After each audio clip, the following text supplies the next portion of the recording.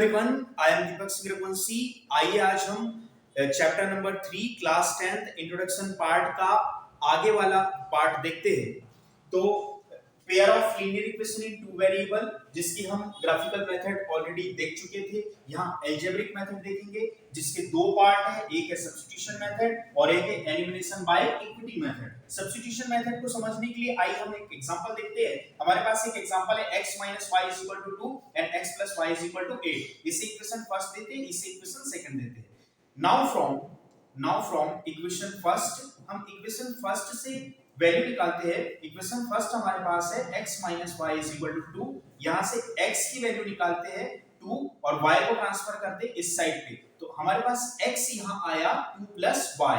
इसका मतलब x की वैल्यू y की फॉर्म में निकालना, x की वैल्यू y की फॉर्म में निकालना। मतलब हमने x को y बना लिया। अब x नहीं रहेगा, अब उसकी प्लेस पे 2 + y रखेंगे। लेकिन कौन सी इक्वेशन में? जिससे निकाली है उसमें कभी नहीं, दूसरी इक्वेशन में हम वैल्यू रखेंगे। हमने फर्स्ट का यूज करके x की वैल्यू निकाली, इसमें नहीं रखेंगे, हम सेकंड इक्वेशन में इस वैल्यू को रखेंगे। क्लियर है? तो ये हमने x = 2 + y इक्वेशन थर्ड बना के रख ली। एक वेरिएबल को दूसरे वेरिएबल में फाइंड आउट कर लिया, इसी का नाम है सब्स्टिट्यूशन मेथड। क्लियर है? नाउ फ्रॉम इक्वेशन सेकंड, अब सेकंडली तो सेकंड हमारे पास है x + y = 8। x की जगह हमने क्या रखा? 2 + y = 8। क्लियर है? सो हमारे पास यहां मिलेगा, हमारे पास यहां वैल्यू मिलेगी 2 और y + y क्या हो गया? 2y और = कितना? 8। तो यहां मिलेगा 2y = 8 और प्लस का 2 उस साइड में जाके माइनस कर दो। तो 2y = 8 में से 2 सब्ट्रैक्ट होकर 6 मिलेगा। सो y = 6 और ये मल्टीप्लाई में है, इधर जाके डिवाइड में आ जाएगा, डिवाइडेड बाय 2। तो y = 3 टाइम्स कट जाएगा, तो y = 3। मेथड का ऑब्जेक्ट समझ में आया? हमने दो वेरिएबल की इक्वेशन को एक वेरिएबल में कन्वर्ट कर लिया। क्लियर है? x को y बना लिया, जिससे फाइंड आउट किया उसमें ना रखकर दूसरी इक्वेशन में रखा। तो हमने देखा कि जो दूसरी इक्वेशन है जो दो वेरिएबल में थी वो एक वेरिएबल में बन गई, और हमने देखा कि वो तो linear equation in one variable बन गई, जैसे 7th 8th की सिंपल इक्वेशन थी, और इससे वेरिएबल की वैल्यू आसानी से फाइंड आउट की जा सकती है, इसीलिए इस मेथड को यहां पर रखा। क्लियर है? अब इस y की वैल्यू को इक्वेशन फर्स्ट, सेकंड या थर्ड किसी में भी रखा जा सकता है। इक्वेशन फर्स्ट, सेकंड या थर्ड किसी में भी रखा जा सकता है, लेकिन हमने ऑब्जर्व किया कि y = 3 इक्वेशन थर्ड में रखने पर हमें क्विक आंसर मिलेगा, इसलिए हम y = 3 put in equation third. हमने इक्वेशन थर्ड में रखी, तो इक्वेशन थर्ड हमारे पास है x = 2 + y। क्लियर है? सो x = 2 और y की प्लेस में हमने रखा 3। सो x = हमारे पास वैल्यू आ गई 5। x = कितना? 5। क्लियर है? x = 5। x = 2 और y की प्लेस पर 3। सो हमें x की वैल्यू कितनी मिल गई? 5। क्लियर है? सो ये x की वैल्यू एंड y की वैल्यू। अब चेक कर लेंगे, यहां पर x की जगह हमने 5 रखा एंड y की जगह 3 रखा, तो 5 - 3 2 = 2 मिल गया।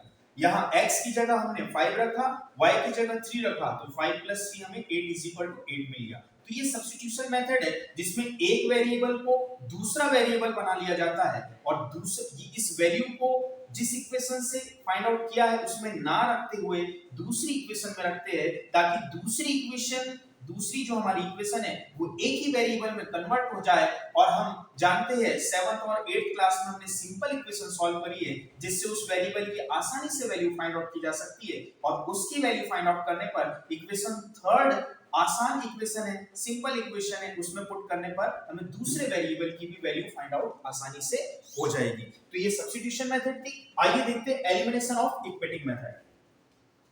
एलिमिनेशन ऑफ इक्वेटिंग मेथड के केसेस है, जैसे फर्स्ट केस x + y = हमारे पास 3 है। इसका उद्देश्य भी एक वेरिएबल को एलिमिनेट करना है, ताकि हम दूसरे बचे हुए वेरिएबल की वैल्यू आसानी से फाइंड आउट कर सकें। एंड दूसरी इक्वेशन हमारे पास है x - y = 4। यहां हमने देखा कि इक्वेशंस को या तो ऐड कर सकते हैं या तो सबट्रैक्ट कर सकते हैं। तो पहले जिस भी वेरिएबल को हमें एलिमिनेट करना है उसके कोफिशिएंट बराबर होने चाहिए और उसके बाद उनके साइन जो है डिफरेंट होना चाहिए, एक प्लस में और एक माइनस में होना चाहिए। तो हमने यहाँ देखा कि दोनों के कोफिशिएंट भी एक जैसे ही है और एक पॉजिटिव है एक नेगेटिव है। तो इस टाइप की इक्वेशन में हम कुछ नहीं करेंगे, सिर्फ ऐड कर देंगे। तो ऐड किया तो प्लस का y माइनस के y से कैंसिल हो जाता है और x, ये केस नंबर फर्स्ट था, x और x ऐड होकर 2x देता है। क्लियर है? हम यहाँ एक सिंपल एग्जांपल ले लेते हैं। जैसे हमने यहाँ इसकी प्लेस पे 2 ले लिया, ठीक है, इसकी प्लेस पर क्या ले लिया 2 ले लिया, ठीक है।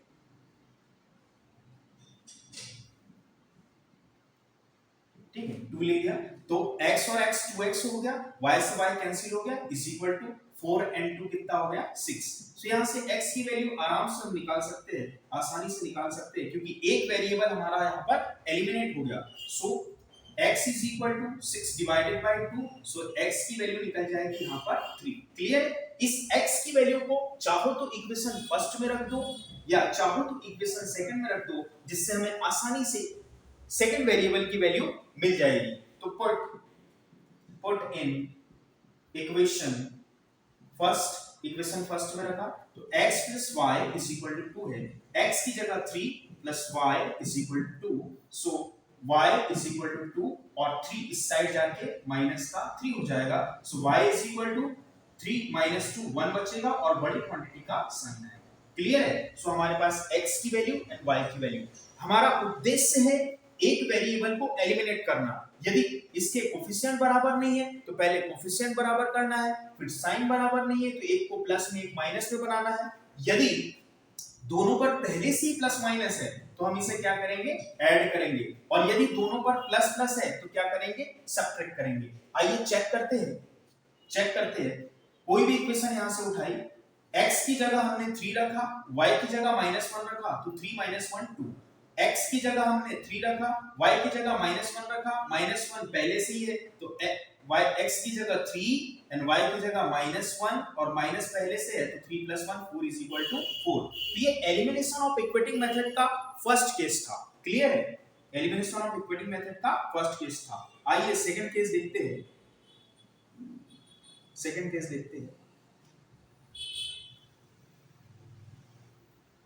यदि हमारे पास ऐसी कंडीशन है, केस नंबर 2, यदि हमारे पास कंडीशन है कि x + y = 4 और यहाँ 2x + y = 7 है, equation first and equation second. तो यहाँ हमने देखा कि यहाँ y के कोफिशिएंट 1 1 है जिन्हें एलिमिनेट किया जा सकता है, लेकिन यहाँ जो प्लस एंड प्लस एक जैसे साइन है, तब ऐसी कंडीशन में हम इक्वेशन को क्या करते हैं सबट्रैक्ट करते हैं। सबट्रैक्ट करने पर नीचे वाली इक्वेशन, कोई भी इक्वेशन में से किसी को भी सबट्रैक्ट कर सकते हैं। हम इक्वेशन थोड़ी सिंपल वे में लेते हैं। यहाँ पर 2x + y = 7 and x + y = 5। ये इक्वेशन फर्स्ट है, इक्वेशन सेकंड है। हमने यहाँ देखा कि जिस भी वेरिएबल को हमें एलिमिनेट करना होता है पहले उसके कोफिशिएंट इक्वल होने चाहिए। तो यहाँ देखो इनके कोफिशिएंट अलग है, लेकिन y के कोफिशिएंट यहाँ पर 1 and 1 है, तो इसे हम एलिमिनेट कर सकते हैं। लेकिन यहाँ एक जैसे साइन है और प्लस प्लस कभी आपस में नहीं कटते, तो इसे क्या करेंगे, इस टाइप की कंडीशन जब हमारे पास आई तो हम सबट्रैक्ट करते हैं इक्वेशन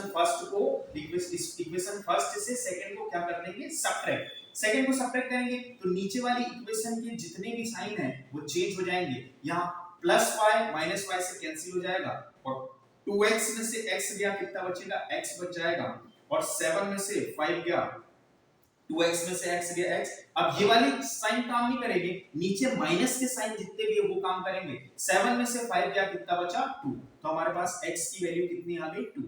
x की वैल्यू को कोई भी एक इक्वेशन में पुट कर देंगे, पुट इन इक्वेशन फर्स्ट या सेकंड में पुट कर दो, फर्स्ट या सेकंड में। तो सेकंड हमारे पास है x + y = 5, सेकंड की प्लेस पे x की प्लेस पे 2 रखा प्लस y = 5, सो हमारे पास y = क्या आ गया 5 - 2, सो हमारे पास y = कितना आ गया 3, y = कितना आ गया 3। क्लियर है?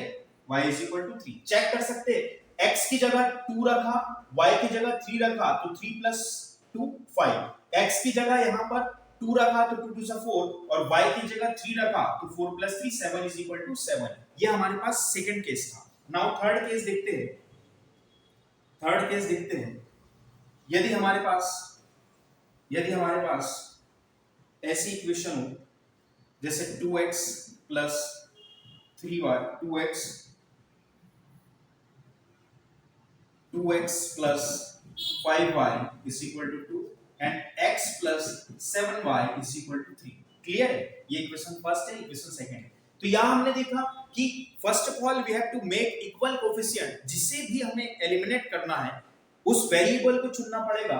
उसे एलिमिनेट करने के लिए उसके कोएफिशिएंट इक्वल होने चाहिए। तो यहां देखिए इसके कोएफिशिएंट इक्वल नहीं है और कोएफिशिएंट को इक्वल बनाना भी थोड़ा सा डिफिकल्ट मालूम पड़ता है x की तुलना में। तो यहां देखा हमने कि x का कोएफिशिएंट 2 है, नीचे 2 x में 2 से मल्टीप्लाई करके हम इसे भी इक्वल कोएफिशिएंट बना सकते हैं। तो ना केवल x में मल्टीप्लाई होगा, किसी भी क्वांटिटी का मल्टीप्लिकेशन पूरी इक्वेशन में होगा।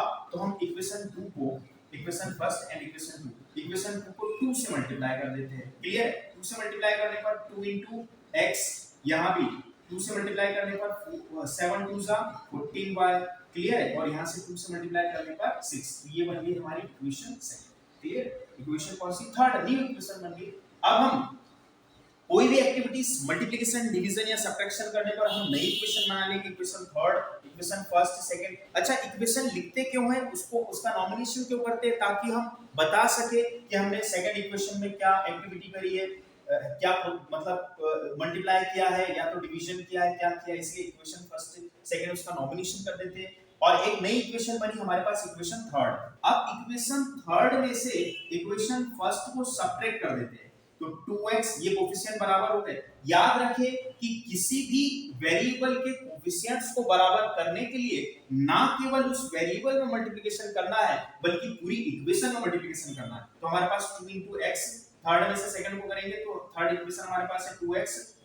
थर्ड इक्वेशन हमारे पास ये आई है यहां पर, उसमें से हम माइनस करेंगे equation third minus first. Third में से फर्स्ट, क्योंकि थर्ड तो सेकंड से बनी है, तो क्या हो जाएगा 2x फर्स्ट इक्वेशन लिखेंगे प्लस 5y, थर्ड हमारे पास पहले से लिखे हुए फर्स्ट लिखेंगे = 2। सब्ट्रैक्ट करेंगे। क्या करेंगे? सब्ट्रैक्ट। क्यों? क्योंकि सबसे पहले तो हमने कोएफिशिएंट को बराबर बनाया, कोएफिशिएंट को इक्वल बनाया। अब देखिए कि साइन एक जैसे, तो सब्ट्रैक्ट करेंगे, माइनस के साइन माइनस के साइन माइनस के साइन, ये दोनों कैंसिल। तो 14y में से 5y गया, कितना बचा? 14y में से 5y सब्ट्रैक्ट हुआ, कितना बचा? 9y। और यहां से 6 में से 2 सब्ट्रैक्ट हुआ तो कितना बचा हमारे पास? 4। तो y आ गया 4 और डिवाइडेड बाय 9। ये y की वैल्यू आ गई। इसे किसी भी इक्वेशन में पुट करके हम x की वैल्यू निकाल सकते हैं। तो ये आपका एलिमिनेशन ऑफ इक्वेटिंग मेथड का थोड़ा सा आइडिया था। क्वेश्चन करने पर आपको और क्लियर होगा। और ये सब्स्टिट्यूशन मेथड का एक हमने एक एग्जांपल, सिंपल एग्जांपल लेके उसको देखा। Thank you.